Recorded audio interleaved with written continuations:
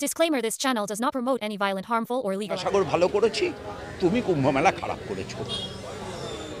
এটা কি বিধানসভা না ধর্মসভা? মমতা ব্যানার্জি বলছেন মৃত্যু কুম্ভ, মোদিজি বলছেন অমৃত কুম্ভ। আপনারা কি বলবেন? প্রথম কথা হচ্ছে, মৃত্যু তো ঘটেইছে, এ নিয়ে কোনো সংশয় নেই। কিন্তু এই একই মৃত্যু হজযাত্রার ক্ষেত্রেও ঘটেছে। এই একই মৃত্যু প্রতি বছর 25শে ডিসেম্বর ঘটে পৃথিবীর কোথাও না কোথাও। যেহেতু এগুলোর সঙ্গে একটা ধর্মীয় আবেগ জড়িয়ে আছে, যদিও মহাকুম্ভের ধর্মীয় আবেগটা আসলে একটা বুজরুকি। এই 144 বছরের গল্প 1951 সাল থেকে 2024 সালের ভেতর 4 বার হলো। শেষ 2001 সালেও বলা হয়েছিল 144 বছর বাদে এই যোগ আসে। মানুষের স্মৃতির দুর্বলতাকে ব্যবহার করে যারা রাজনীতিকে ধর্মে পরিণত করে দিতে চায় অথবা ধর্মকে ব্যবহার করে রাজনীতি করে, তারা এই হাইপগুলো তোলে। এবং যে কারণে এই 2024-এর কুম্ভ তাকে 144 বছরের বাদের মহাকুম্ভ হিসাবে কোথায় আছে, কোন শাস্ত্রে আছে 144 বছরের কথা? কোন পুরাণে আছে 144 বছরের কথা? কোথাও তো নেই। গঙ্গার উৎসস্থল থেকে শুরু করে গঙ্গা যেখানে গিয়ে সাগরে মিশেছে, এই গোটা যাত্রাপথে সেই যে ইন্দ্রর ছেলে অমৃত কলস নিয়ে ছুটেছিল, তার ভিতর কোথায় কোথায় সেই অমৃত ছলকে ছলকে পড়েছিল, তার যে ব্যাখ্যা এখন পর্যন্ত আমরা পাই, সেটার সঙ্গে 144 বছর সময়কালের সম্পর্ক কী? প্রথমত এই সবটাই তো কল্পকথা। ইন্দ্রের ছেলে কলস নিয়ে ছুটেছে, অসুররা তাদের তাড়া করছে, দানবরা তাদের তাড়া করছে, তো কল্পকথা, বিজ্ঞানে কোথাও মেলে না। স্টিল যদি কোনো মানুষ সেটাকে ধর্ম হিসাবে বিশ্বাস করেন, তাহলে সেই ধর্ম মানুষের ভেতর একটা ভালোবাসা, একটা আবেগ তৈরি করে।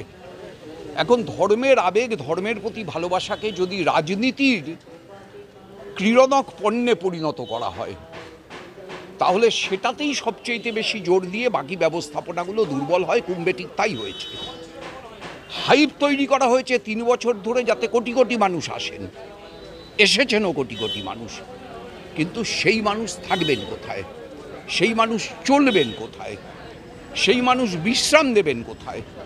তার যে উপযুক্ত পরিকাঠামো নির্মাণ, তার যে পরিসর নির্মাণ, এই কাজটায় চূড়ান্ত অবহেলা করা হয়েছে, গাফিলতি করা হয়েছে।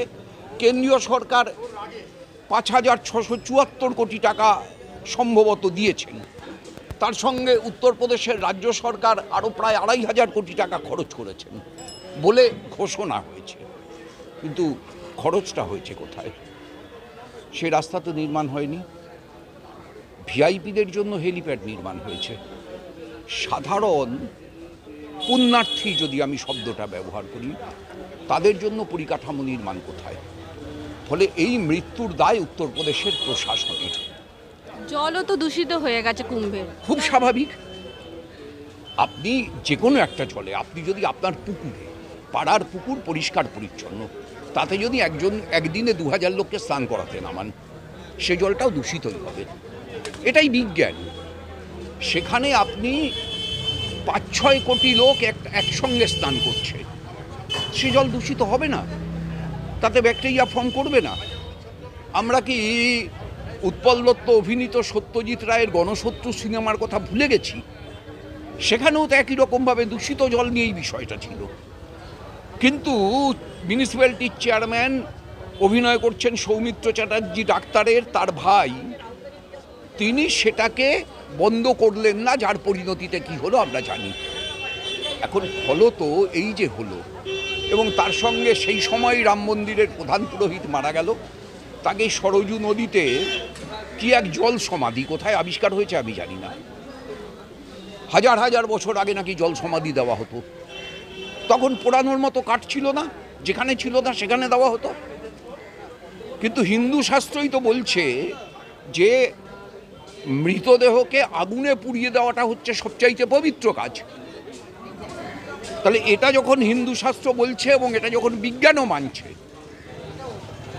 তাহলে সেইটাকে জলের ভিতর ভাসিয়ে দেওয়া এবং কার্যত তো মানে রাম মন্দিরের পুরোহিতকে ভাসানো হচ্ছে নাকি ওদের ভাষায় যারা অন্তজ তাদের কাউকে ফেলে দেওয়া হচ্ছে আমি জানি না। কোনো মানুষের প্রতি এই অসম্মান দেখানো যায় এটাও আমি ভাবতে পারি না, কিন্তু দেখানো হলো। এটা বিধানসভা না, যেখানে বেকারত্ব নিয়ে কথা নেই, যেখানে কর্মসংস্থান নিয়ে কথা নেই, যেখানে মূল্যবৃদ্ধি নিয়ে কথা নেই, যেখানে নারীর নিরাপত্তা নিয়ে কথা নেই, যেখানে রাজ্যের আইন শৃঙ্খলা নিয়ে কথা নেই, যেখানে কেন্দ্রীয় সরকারের দানবীয় শিক্ষা নীতি নিয়ে কথা নেই, রাজ্য সরকারের প্রত্যেক দিন গণতন্ত্রকে হত্যা করা নিয়ে কথা নেই, রাজ্যের আইন শৃঙ্খলা চূড়ান্ত অবহেলিত তা নিয়ে কথা নেই। কথা আছে কি নিয়ে? না আমি গঙ্গাসাগর ভালো করেছি, তুমি কুম্ভমেলা খারাপ করেছো। এটা কি বিধানসভা না ধর্মসভা?